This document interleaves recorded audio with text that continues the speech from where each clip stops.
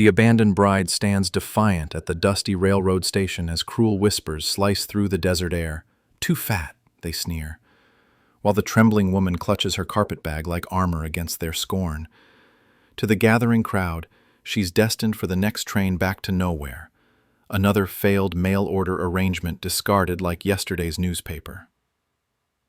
But the rugged rancher, watching from the cattle pens, sees something different.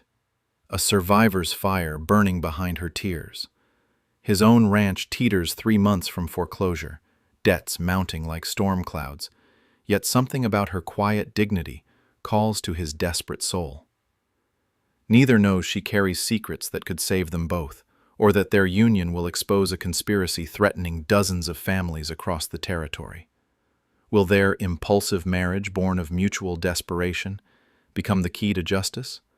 Or will it destroy the last hope either has for redemption? Before we continue, comment where you are tuning in from. Perhaps we will publish a story there. The train's whistle pierced the afternoon air as Ada Mae Carter pressed her face against the dusty window. Her fingers trembled around the worn letter that promised a new life with Thomas Wickham in Clearwater. The Philadelphia schoolhouse, where she once taught bright young minds, was nothing but charred ruins now. The angry mob had made sure of that. Her family's savings had vanished with the school. Desperation drove her westward to marry a stranger. The arrangement felt like surrender, but starvation felt worse. The train shuddered to a stop at Clearwater Station. Ada Mae gathered her courage and stepped onto the platform. Her blue dress, carefully pressed that morning, already showed dust from the journey. She scanned the small crowd for a kind face that might belong to her intended husband. A tall man with cold eyes approached. His expression soured the moment he saw her. "You the bride for Thomas Wickham?" His voice carried disdain. "Yes, sir. I'm Ada Mae Carter." Thomas circled her like a buyer examining defective livestock. The other passengers and townspeople began to gather, sensing drama. Their whispers grew louder. "This ain't what was promised in your letters." Thomas stepped back. "You're too fat. Way too fat." Heat flooded Ada Mae's cheeks. The crowd pressed closer, their faces showing cruel amusement. A few women shook their heads with mock sympathy. The men chuckled. "I wrote honestly about myself, Mr. Wickham." "Honestly?" Thomas laughed harshly. "You said you were of pleasant figure? This is pleasant?" Ada Mae's hands clenched at her sides. She had described herself truthfully. Perhaps his definition of pleasant differed from hers. Perhaps he simply wanted an excuse to reject what he saw as an inferior bride. "I traveled far to meet you, sir. I have nowhere else to go." "That's not my problem anymore." Thomas turned to address the crowd. "Anyone want a bride? She's available." Laughter rippled through the gathering. Ada Mae's vision blurred with unshed tears, but she refused to let them fall. Not here, not in front of these strangers, who found her humiliation entertaining. Sheriff Amos Flynn pushed through the crowd. His badge caught the sunlight as he approached Ada Mae with obvious irritation. "You got a ticket back east, girl?" "Not yet. But I can purchase one." "Good. Do it quick. We don't need vagrants hanging around the station." Ada Mae's heart hammered against her ribs. The money in her purse was barely enough for lodging, let alone train fare. But admitting poverty would only deepen her shame. From across the platform, another man watched the scene unfold. Silas McGraw had come to town for his own desperate business. He'd sold his last 6 cattle to pay what he could on mounting debts. The money wouldn't be enough. In 3 months, the bank would seize his family's ranch. Silas studied Ada Mae's face as she endured the public humiliation. Her chin stayed high despite the tears threatening to spill. Something in her posture reminded him of his mother, who had faced down creditors with the same quiet dignity. He left his horse tied to the rail and walked toward the crowd. "Excuse me, miss." Ada Mae turned. The approaching man was tall and lean, with calloused hands and sun-weathered skin. His clothes were clean but worn. His eyes held no mockery. "I'm Silas McGraw. I have a ranch outside town." The crowd fell silent. sensing a new development in their entertainment. I need a wife. You need a husband. Seems like we might help each other.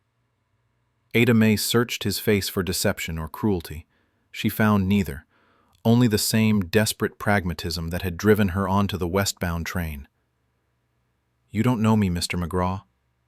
I know enough. You got backbone. That counts for something. Thomas Wickham laughed. She's all yours, McGraw. Good luck with that. Silas ignored him. He extended his arm to Ada May. The courthouse is open. We could be married within the hour. Ada May looked around at the gawking faces. These people expected her to slink away in defeat. They wanted to watch her dreams crumble for their amusement. But this stranger offered something Thomas Wickham had withdrawn. A chance. She took Silas's arm. Then let's not waste time. The crowd erupted in surprised chatter as the unlikely pair walked toward town. Sheriff Flynn called after them. McGraw, you sure about this? Silas didn't turn around. More sure than I've been about anything lately. At the courthouse, Justice of the Peace Henry Whitmore performed a brief ceremony. 2 witnesses signed the certificate. Ada May became Mrs. McGraw in less than 15 minutes. They rode to the ranch in Silas's wagon as the sun began its descent. The property stretched across rolling hills, but Ada May noticed details that troubled her. Broken fences, overgrown fields, buildings that needed repair. Family's been here 20 years. Been struggling the last 5. Ada May nodded. She recognized the signs of financial distress. The question was how deep the troubles ran, and whether 2 desperate people could solve them together. The house was small but clean. Silas showed her to a modest bedroom and promised to sleep in the main room until they knew each other better. His consideration surprised her. That evening, as Silas worked on his ledgers by lamplight, Ada May observed him carefully. He held his pencil awkwardly. His lips moved as he traced numbers with his finger. When he thought she wasn't watching, frustration clouded his features. She pretended to busy herself with mending, but her mind raced. The contracts scattered across his table looked complex, too complex for someone who struggled with basic arithmetic. A terrible suspicion began to form. Ada May woke before dawn to the sound of Silas fumbling with papers in the kitchen. She dressed quickly and found him staring at a letter with deep worry lines carved across his forehead. Bad news? Silas looked up, embarrassed. Bank wants to meet today. About the loan. Ada May poured coffee and sat across from him. The letter lay open between them. She could see the formal language and threatening tone even from her position. What does it say exactly? Payments overdue. They want the full amount, or they'll start foreclosure proceedings.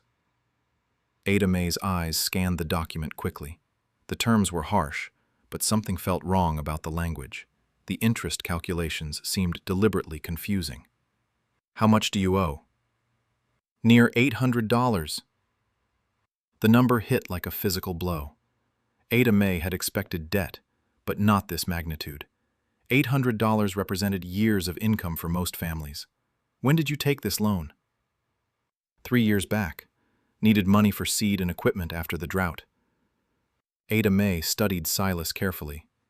He answered her questions, but his eyes never focused on the paper itself. When he referenced amounts, he did so from memory, not by reading. Show me the original loan documents. Silas rummaged through a wooden box and produced a thick folder. Ada May spread the papers across the table. Her suspicions deepened as she read. The contract contained provisions that would confuse even educated borrowers. For someone who couldn't read well, it would be incomprehensible. Silas, did you read through all of this before signing? His face reddened. Banker Thorne explained it to me, said it was standard terms. Ada May's heart sank. She had seen similar predatory contracts in Philadelphia. Unscrupulous lenders targeted vulnerable populations with deliberately complex agreements. What did Thorne tell you about the interest rate? 5% annually. Ada May ran her finger along the fine print. This says 5% monthly compounding. Silas stared at her. That can't be right. It's buried in Section 12. The annual rate you thought you agreed to. is actually 60% per year. The color drained from Silas's face. He reached for the document, then stopped. His hands fell to his lap in defeat. Ada May watched this moment of surrender and made a decision that would change both their lives. "Silas, I need to tell you something about myself." He looked up with tired eyes. "I wasn't just a teacher back in Philadelphia. I taught at the Dunbar Academy for Colored Youth. It was one of the finest schools in the state." Silas frowned, not understanding why this mattered. Ada May continued. "I taught advanced mathematics, literature, and legal studies. I have a certificate from the Pennsylvania Normal School. I can read contracts like this one in my sleep." The words hung in the air between them. Silas processed what she was telling him slowly. "You're saying you're educated, real educated, more than most lawyers in this territory." Silas stared at her with new eyes. The woman he had married out of pity was revealing herself to be something entirely different. "Why didn't you say so before?" "Because educated women, especially ones who look like me, make people nervous. It's easier to let them think I'm just another desperate mail-order bride." Ada May pulled the contract closer. "But this changes things. We can fight this." "Fight the bank? They own half the town." "They don't own the law. This contract violates territorial lending regulations. The terms are unconscionable, and the disclosure is deliberately misleading." Silas watched her transform before his eyes. Gone was the timid woman from the train station. In her place sat someone with sharp intelligence and quiet authority. "What are you proposing?" "Let me handle the meeting with Thorne. I'll go as your wife, but I'll do the talking." "He won't listen to a woman. He'll listen to someone who can expose his fraudulent practices." Ada May spent the morning reviewing every document in Silas's possession. The pattern of deception was clear. Thorne had systematically confused and misled his borrower. The contract would never survive legal challenge. At noon, they rode into town together. Ada May wore her best dress and carried herself with the dignity she had learned in Philadelphia's academic circles. Banker Cornelius Thorne waited in his office with Sheriff Flynn at his side. Both men looked surprised to see Ada May enter with Silas. "McGraw, this is a business meeting. My wife is part of my business now." Thorne's eyes narrowed as he studied Ada May. Something in her posture set him on edge. "About your overdue payment, McGraw. We need $800 today, or foreclosure begins tomorrow." Ada May opened her folder and placed documents on Thorne's desk. "Mr. Thorne, this contract violates Territorial Lending Code 5% annual interest. Your contract specifies monthly compounding at 5%, creating an effective rate of 60% annually." Sheriff Flynn stepped forward. "Now see here, this is no place for a woman to be making accusations." Ada May didn't flinch. "This is exactly the place for someone who understands contract law to expose predatory lending." Thorne found his voice. "Who do you think you are?" "Someone who graduated from Pennsylvania Normal School with highest honors. Someone who taught legal studies for 6 years. Someone who recognizes fraud when she sees it." The room fell silent. Both men stared at Ada May with new understanding. The abandoned bride from the railroad station had just revealed herself to be their worst nightmare. An educated woman who understood their game. Thorne recovered first. "You can't prove any wrongdoing." Ada May smiled for the first time since entering the office. "Actually, I can prove all of it." Ada May spread additional documents across Thorne's desk. Her movements were precise and deliberate. Each paper represented hours of careful analysis. "Section 12 of your standard contract contradicts the verbal agreements you made with borrowers. That's intentional misrepresentation under territorial law." Thorne's hands trembled slightly as he recognized his own paperwork. "These are private business documents. How did you obtain them?" "Your filing clerk is Mrs. Henderson's daughter. Mrs. Henderson brings her grandchildren to me for reading lessons." People talk when their families are being helped. Sheriff Flynn moved closer to the desk. What reading lessons? Ada Mae turned her calm gaze on him.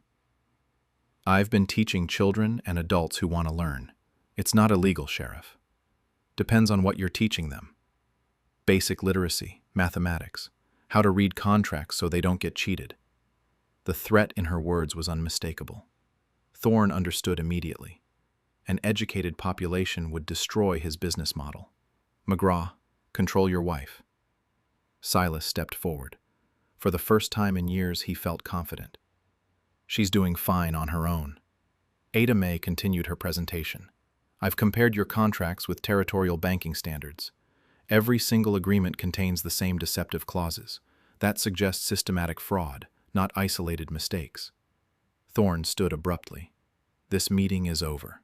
Payment is due tomorrow, or foreclosure begins. Actually, payment is suspended, pending investigation of these irregularities. By whose authority? Ada Mae pulled out a final document. I've filed a formal complaint with the Territorial Banking Commissioner. All collections are frozen until the investigation concludes.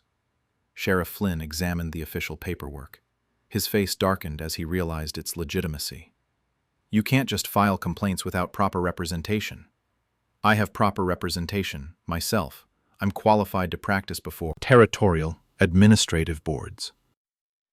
The two men exchanged worried glances. Their carefully constructed system was under attack by someone who understood the law better than they did. That evening, Ada Mae and Silas returned to the ranch with temporary reprieve but uncertain future. Word of the confrontation spread quickly through Clearwater's small community. Eudora Wilkes arrived at sunset with a basket of supplies and urgent news. Half the town's talking about what happened at the bank today. Thorne's been asking questions about you, Ada Mae. What kind of questions? About your background, your education, whether your marriage to Silas is legal. Ada Mae absorbed this information without surprise. Threatened men always attacked credibility first. There's more, Eudora continued. Other families want to talk to you. The Hendersons, the Kowalskis, the Johnsons, they all have contracts with Thorne. Silas looked up from his evening chores. They think they've been cheated too. They know they have. They just never understood how until today. Over the next week, a steady stream of neighbors visited the McGraw Ranch. Each family brought similar stories of confusing contracts and escalating debt. Ada Mae reviewed their documents and found identical patterns of deception. The Hendersons owed 3 times what they believed they had borrowed. The Kowalskis faced foreclosure on a loan they thought they had nearly paid off. The Johnson family had been charged fees that weren't mentioned in their original agreement. Ada Mae organized the evidence methodically. She created charts showing the discrepancies between verbal promises and written terms. She calculated the illegal profits Thorne had extracted from each family. We have enough evidence to destroy him, she told the gathered families one evening. But we need to be prepared for retaliation. Her words proved prophetic. 3 days later, Sheriff Flynn arrived at the ranch with 2 deputies. We've received complaints about illegal gatherings on this property. What kind of illegal gatherings? Silas asked. Teaching without proper certification, inciting unrest, conspiracy to defraud local businesses. Ada Mae emerged from the house carrying her teaching materials. Which of those is actually a crime, Sheriff? Don't get smart with me, girl. I'm not being smart. I'm asking which territorial statute I've violated. Flynn had no answer because no laws had been broken, but he pressed forward with intimidation. You're stirring up trouble where there wasn't any before. I'm teaching people to read their contracts. If that creates trouble for certain businesses, perhaps those businesses need to examine their practices. That night, after the sheriff departed, Ada Mae made a disturbing discovery. She had been organizing Thorne's contracts geographically when she noticed an unusual pattern. The properties facing foreclosure weren't randomly distributed. They formed a clear line across the territory, connecting 2 major towns. Ada Mae spread her maps across the kitchen table and traced the route with her finger. Silas, come look at this. He joined her at the table, following her gesture. All the properties Thorne is seizing lie along this path. It's too organized to be coincidence.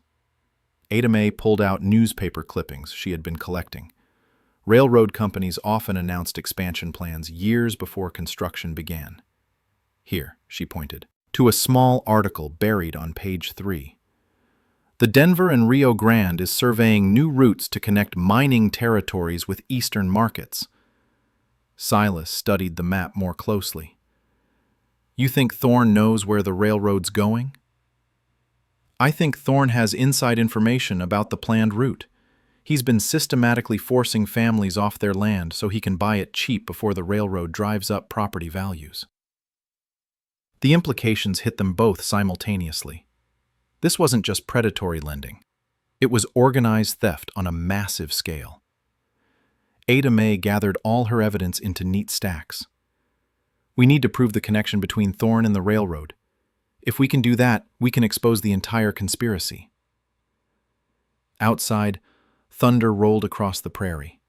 The storm was coming, and it would test everything they had built together. Ada Mae spent the next morning at the Territorial Land Office, poring over survey records and railroad correspondence. The clerk, a nervous young man named Pete Morrison, initially refused her access. These documents are for official business only. My husband and I are considering a land purchase. We need to understand development plans. Pete hesitated. Ada Mae's educated speech and confident manner confused him. She didn't fit his expectations of who belonged in the land office. I suppose you could look at the public filings. The public records revealed enough to confirm Ada Mae's suspicions. The Denver and Rio Grande had filed preliminary surveys along the exact route where Thorne was seizing properties. The railroad had also submitted confidential environmental assessments that weren't available to ordinary citizens. Ada Mae copied down dates and reference numbers. Someone with access to private railroad documents was feeding information to Thorne. The timing was too perfect to be coincidental.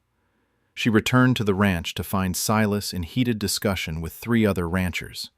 The Henderson and Kowalski families had received foreclosure notices that morning. The bank was accelerating its timeline. "They're not waiting for the investigation," John Henderson said. His weathered hands shook with anger. "Thorne says the territorial complaint don't matter for existing deadlines." Ada Mae reviewed the foreclosure papers. Thorne was technically correct, but his sudden urgency revealed desperation. He wanted the properties secured before anyone could expose his scheme. "We need to move faster," she told the group. "Thorne knows we're getting close to something he wants to keep hidden." That afternoon, Ada Mae made a discovery that changed everything. While organizing Silas's old correspondence, she found a letter from the railroad, dated 6 months before Thorne had first approached him about borrowing money. The letter was addressed to all property owners along the surveyed route. It offered to purchase land at current market prices in anticipation of future development needs. Silas had never seen the letter. "This was mixed in with your other mail. Did you receive it directly?" Silas examined the envelope. "Postmaster Flynn usually sorts mail for folks who can't read well. He said he'd let me know if anything important came." Ada Mae's blood ran cold. Sheriff Flynn is the postmaster's brother. The conspiracy was larger than she had imagined. The Flynn family controlled information flow, while Thorne controlled credit. Together, they had orchestrated the largest land grab in territorial history. Ada Mae spent that evening drafting a comprehensive legal brief. She documented the fraudulent contracts, the intercepted mail, and the connection to railroad development plans. The evidence painted a picture of systematic corruption involving multiple government officials. The next morning brought unwelcome visitors. Thomas Wickham arrived at the ranch with 2 men Ada Mae didn't recognize. All 3 carried themselves with the arrogance of people accustomed to getting their way. "Mrs. McGraw," Wickham's voice dripped false courtesy. "Or should I say Miss Carter? There are questions about the legality of your marriage." Silas stepped protectively closer to Ada Mae. "Our marriage is legal and recorded. Marriage requires proper consent from both parties. Miss Carter was under duress when she agreed to marry you." One of Wickham's companions, a thin man with calculating eyes, opened a leather portfolio. I'm Attorney Baldwin from Denver. I represent Mr. Wickham's interests in this matter. He maintains legal claim to Miss Carter under the original marriage contract. Ada Mae remained calm despite the obvious threat. Mr. Wickham voided any contract when he publicly rejected me at the railroad station. Multiple witnesses can attest to that. Temporary emotional reaction doesn't constitute legal abandonment, Baldwin replied. Mr. Wickham has reconsidered his decision. The real purpose of their visit became clear. Thorne was using Wickham to challenge Ada Mae's legal standing. If her marriage was invalid, she had no right to represent Silas or access his documents. Mr. Baldwin, you're welcome to challenge our marriage in territorial court. I look forward to presenting evidence of Mr. Wickham's public rejection and abandonment. Wickham's face reddened. You can't prove anything. Actually, I can prove everything. I have witness statements, newspaper accounts, and testimony from the justice of the peace who performed our ceremony. Baldwin closed his portfolio abruptly. The legal challenge would fail, and they all knew it. That evening, Sheriff Flynn arrived with disturbing news. Someone had broken into the Territorial Land Office. Pete Morrison reported that files related to railroad surveys had been stolen. Terrible shame, Flynn said with obvious insincerity. Hope that don't interfere with your investigation, Mrs. McGraw? Ada Mae smiled. Not at all, Sheriff.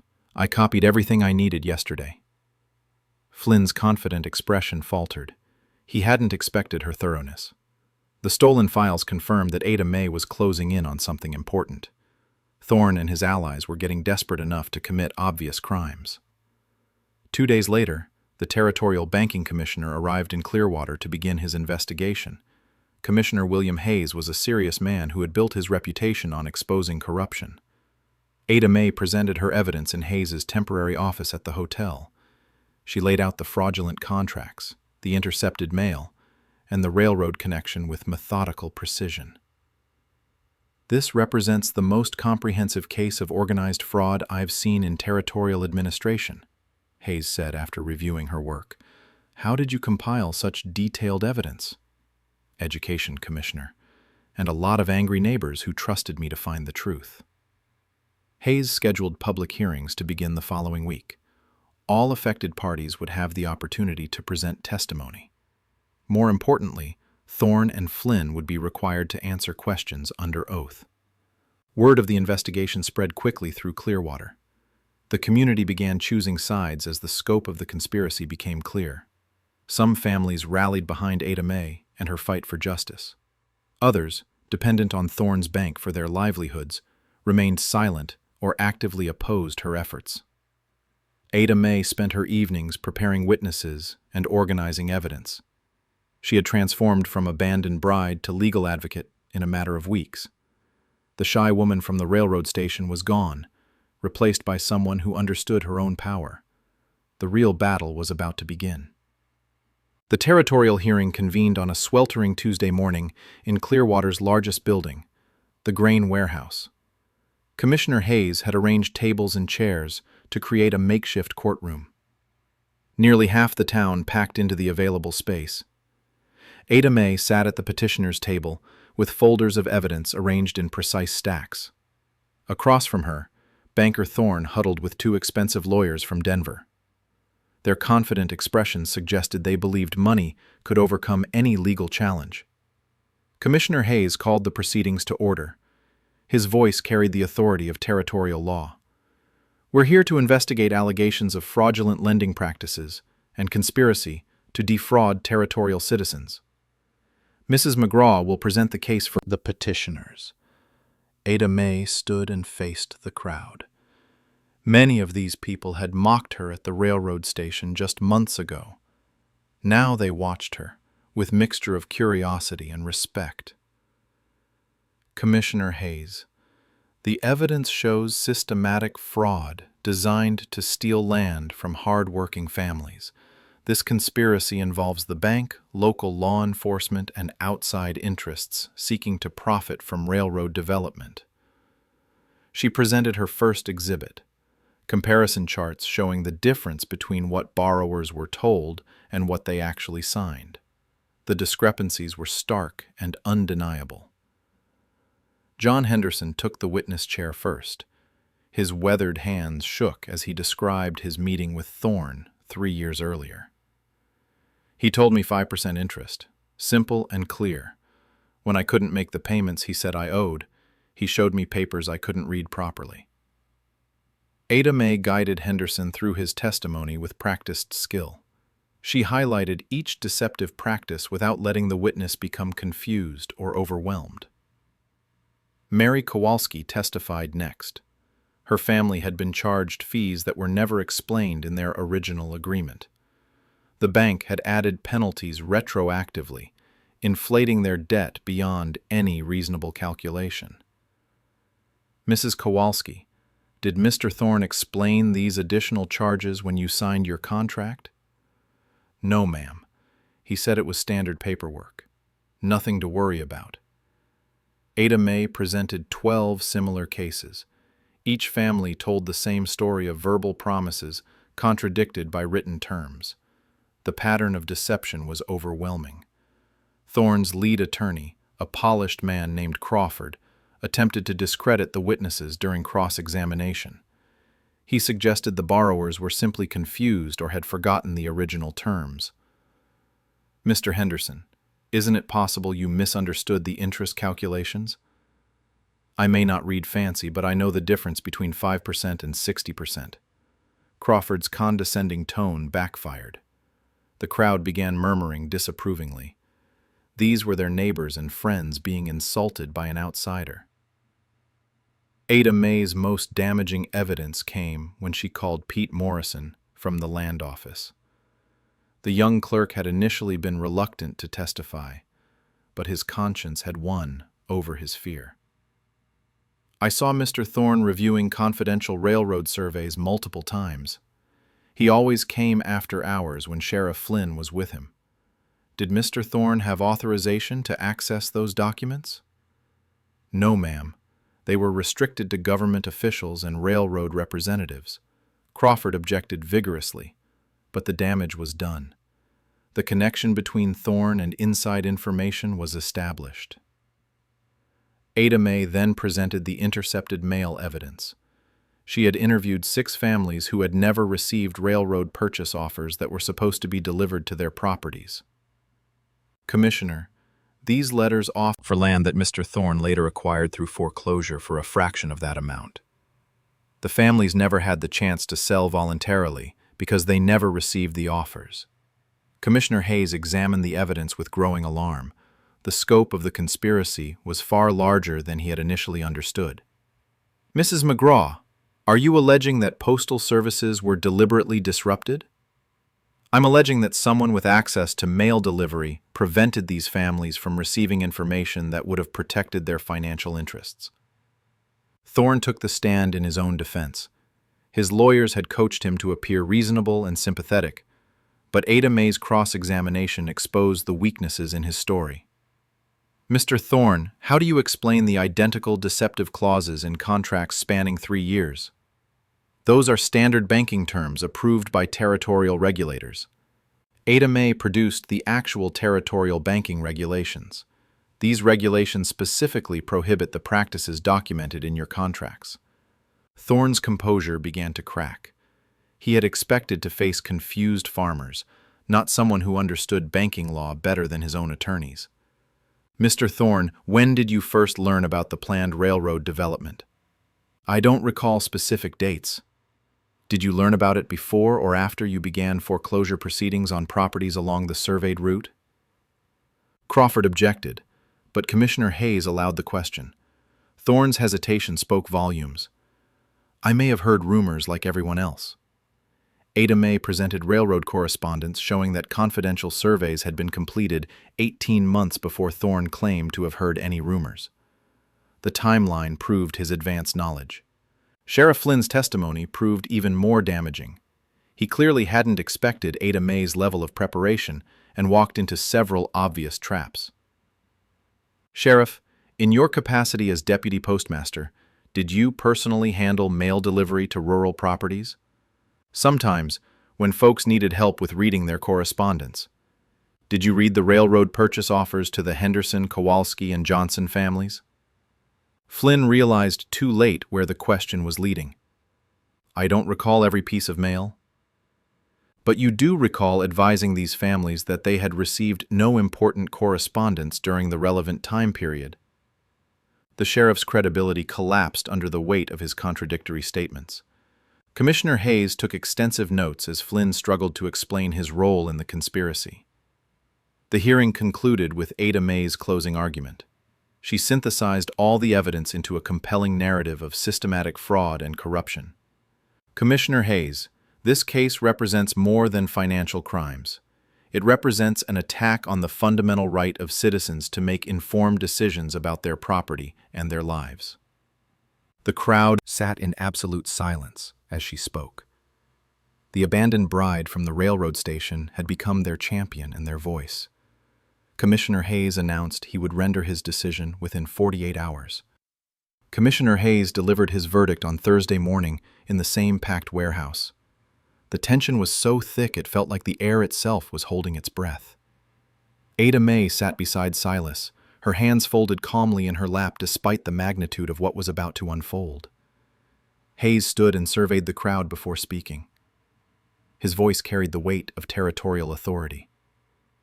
After reviewing all evidence and testimony, this commission finds clear proof of systematic fraud, conspiracy to defraud territorial citizens, and abuse of public office. A ripple of excitement moved through the crowd. Ada May remained still, waiting for the complete ruling. All contracts executed by Thorn Banking are declared null and void due to fraudulent misrepresentation. All foreclosure proceedings are permanently halted. All properties seized through these fraudulent contracts are hereby returned to their original owners. The warehouse erupted in cheers. John Henderson embraced his wife with tears streaming down his weathered face. The Kowalski family held each other tightly. 3 years of fear and desperation dissolved in an instant. Hayes continued over the celebration. Furthermore, criminal charges will be filed against Cornelius Thorne and Amos Flynn for conspiracy, fraud, and abuse of public trust. Federal marshals will take them into custody immediately. 2 marshals who had been waiting outside entered and approached Thorne's table. The banker's expensive lawyers made no move to protect him. They had clearly decided to distance themselves from his crimes. Sheriff Flynn attempted to leave through the back of the warehouse, but a 3rd marshal intercepted him. His badge and gun were removed before he was led away in shackles. The crowd began to disperse, but many families approached Ada May to express their gratitude. She accepted their thanks with grace, while her mind was already moving toward practical concerns. "We need to organize the transition," she told Silas quietly. "These families will need help understanding their restored rights." That evening, representatives from the Denver and Rio Grande Railroad arrived in Clearwater. They had heard about the investigation's outcome and wanted to avoid further scandal. The lead representative, a dignified man named Charles Morton, requested a meeting with Ada May. "Mrs. McGraw, the railroad company had no knowledge of Mr. Thorne's illegal activities. We want to make this situation right." Ada May had prepared for this conversation. The families affected by this conspiracy deserve fair compensation for their suffering and losses. We're prepared to offer market value for any properties needed for railroad development. Additionally, we'll pay damages for the distress caused by our inadvertent involvement. The negotiations lasted 3 days. Ada May represented all affected families using her education and legal knowledge to secure favorable terms. The railroad agreed to pay premium prices for needed land and substantial damages for the trauma caused by the conspiracy. More importantly for the long term, the railroad committed to hiring locally for construction jobs and establishing a permanent maintenance facility in Clearwater. The economic benefits would last for generations. With the legal crisis resolved, Ada May turned her attention to education. The conspiracy's exposure had created an appetite for learning among families who had been exploited due to their illiteracy. She approached the town council with a proposal for an official school. The same men who had once dismissed her now listened respectfully to her plans. "Clearwater needs educated citizens to prevent future exploitation," she told the council. "I propose establishing a school that serves all children and adults who want to learn." Councilmember Robert Hayes raised the concern that was on everyone's mind. "Mrs. McGraw, Some folks might object to certain types of mixing in the classroom. Ada Mae had expected this objection. Education serves everyone's interests. Ignorance makes entire communities vulnerable to people like Thorne. The council voted unanimously to establish the Clearwater Community School, with Ada Mae as its first teacher. The railroad donated lumber for construction. Grateful families provided labor. Within 6 months, a proper schoolhouse stood at the center of town. Ada Mae's first class included children and adults of various backgrounds. Her former students from Philadelphia would have been proud to see her teaching the Henderson children alongside the banker's daughter and the blacksmith's son. Silas threw himself into ranching with new energy. The railroad compensation had eliminated his debts and provided capital for improvements. More importantly, Ada Mae's reading lessons had given him confidence to negotiate his own contracts and make informed business decisions. Their marriage, born of desperation at a railroad station, had evolved into a true partnership built on mutual respect and shared purpose. They worked together, managing the ranch and school, each contributing their unique strengths. 1 year after the conspiracy's exposure, Clearwater had transformed into a prosperous community. The railroad brought commerce and opportunity. The school brought knowledge and pride. Property values rose as word spread about the town's commitment to education and fair dealing. Ada Mae often stood at the same railroad platform where Thomas Wickham had rejected her. Now she greeted new arrivals with welcome and opportunity.